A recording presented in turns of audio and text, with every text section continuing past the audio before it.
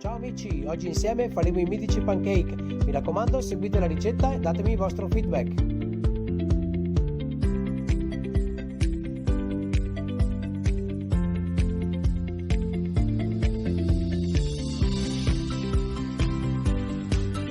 Iniziamo sbattendo uova, latte, zucchero, l'olio e un pizzico di sale.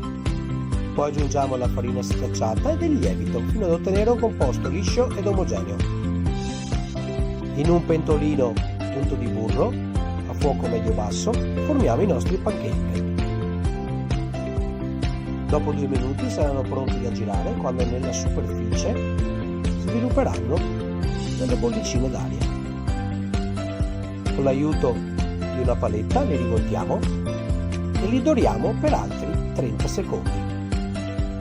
Si servono a piacere, io li ho serviti con frutta disidratata, arance fresche e una salsa alla melograna. Buon breakfast!